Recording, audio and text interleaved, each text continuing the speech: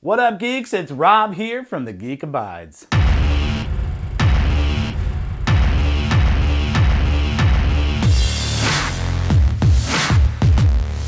All right, so the rumors of my death are greatly exaggerated, and I want to talk about Captain America: Civil War. So I saw this movie opening night, and man, was I excited. I was gonna go home, write out my thoughts, and get up the next morning and record this video, but instead my body decided to wage its own civil war against itself. And I woke up with the flu, 103-degree fever, body aches, sweating profusely, which is pretty much normal. Here I am, I've seen the movie twice now, I'm ready to give you my thoughts, so let's jump right into it. Hey, if you haven't seen this movie yet, there's gonna be spoilers. It's been out over 2 weeks. If you haven't seen Captain America: Civil War, then you. So Captain America's on a mission with the Avengers. He's brought along Black Widow, he's got Scarlet Witch, and Falcon, and they're all hunting Crossbones, who, if you remember, is actually a guy named Rumlow from Captain America: The Winter Soldier. Right when Captain America has got Crossbones where he wants him, Crossbones is all, fuck that shit, I'm gonna blow myself up in this whole goddamn place and kill all these people, and you, Captain America, because you're a dick. That's right when Scarlet Witch comes in and puts some sort of protective bubble around Crossbones and then shoots him way up in the sky, and Crossbones explodes, but unfortunately he explodes right next to this office building full of people and causes a hell of a lot of casualties. Jesus is calling. It's my yard guy. The next scene, we got all the Avengers sitting around a table. We got Thunderbolt Ross from The Incredible Hulk with Edward Norton. New York. Washington, D.C. Sokovia. Okay, that's enough. Now he's the Secretary of State, and he thumps this big old phone book looking document on the table and basically says, this is the Sokovia Accords. We are regulating superheroes. You are no longer allowed to just go willy-nilly and wreck shop all over the world, causing all these casualties. In the background, Tony's all silent, and Captain America's looking all pensive, like this is a bad idea. And then that's where really the most interesting debate of the whole film and the crux of the story is, should or shouldn't the superheroes be regulated by the governments of the world? Tony and Steve's character arcs through all of the Marvel films have all led to this moment, if you think about it.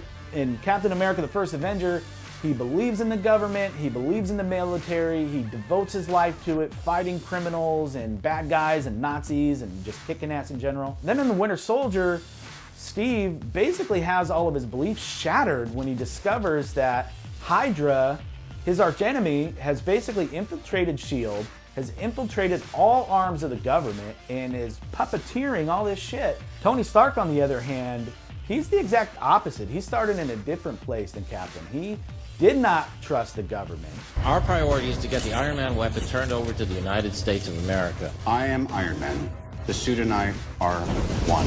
He did not want to give them his Iron Man technology. He wanted it all for himself because he didn't trust that they would use it correctly.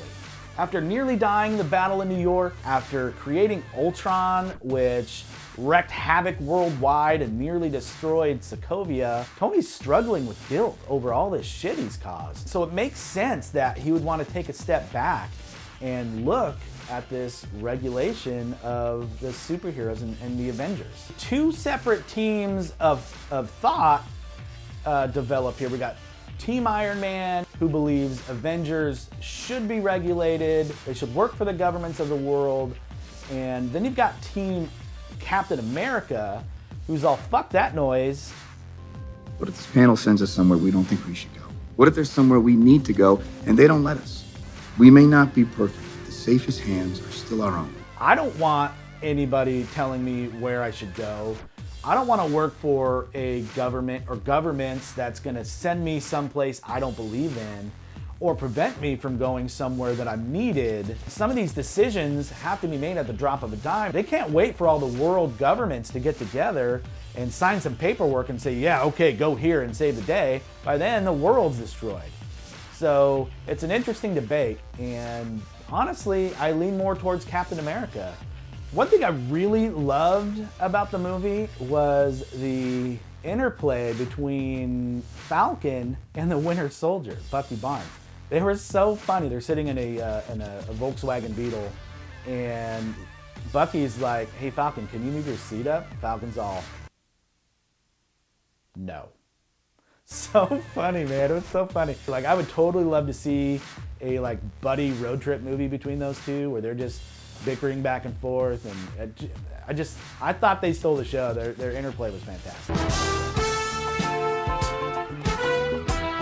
Tony, he goes out and basically goes to New York City, discovers Peter Parker, Spider fucking Man. He's awesome. It's never explained how he knows he's Spider-Man. He just knows. So he basically says, hey kid, come with me. I need your help, and I'm gonna upgrade your Spider-Man suit because the Spider-Man suit you have right now basically fucking sucks.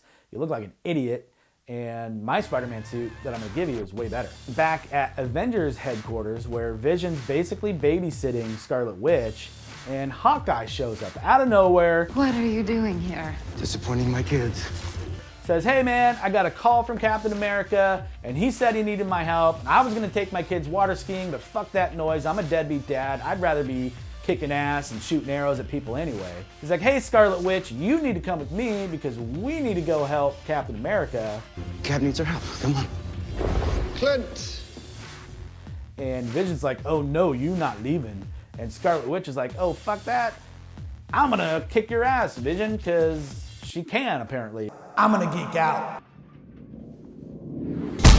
By the power of Grayskull. There you go!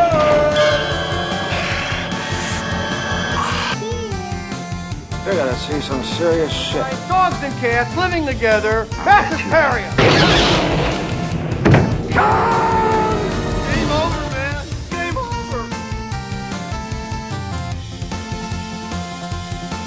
Holy fucking shit, man. That airport scene is fucking amazing. You've got fucking Team Iron Man, you got Team fucking Captain America, and they fucking clash. Oh my fucking God, you got Spider-Man, he comes out of nowhere. He's swinging around, he's flipping webs everywhere, hitting people. Fucking Ant-Man comes out, and he gets all fucking small, and he goes in Tony Stark's fucking armor, and he's wrecking shop inside the armor. He turns into fucking Giant Man! Fucking Giant Man's in this! Spider-Man won't shut up.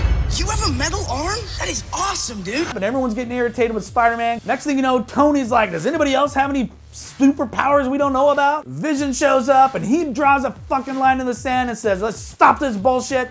This is fucking wrong. We shouldn't be fighting each other like this. Scarlet Witch is fucking saving the day. Ant-Man's like, hey, Captain America, throw this little truck. And then it becomes big and it fucking blows up, and he's like, oh shit, I thought that was a water truck. Vision actually makes a mistake. He accidentally shoots War Machine out of the sky, and Tony Stark comes in and he rips his face off, and he's holding his friend, and he's got tears in his eyes, and it's just fucking sad, and fucking shit is messed up. There are so many funny moments. There are so many awesome action beats in this scene. You will lose your geek mind. It is that fucking good. This is the scene that every superhero movie in the future will be judged by. DC, if you want to know what the fuck to do with the future of your movies, watch that fucking scene. It's fun, it's thrilling. I'm spitting everywhere, it's so good. That scene was so good, it literally had me on the edge of my seat, cheering all along the way.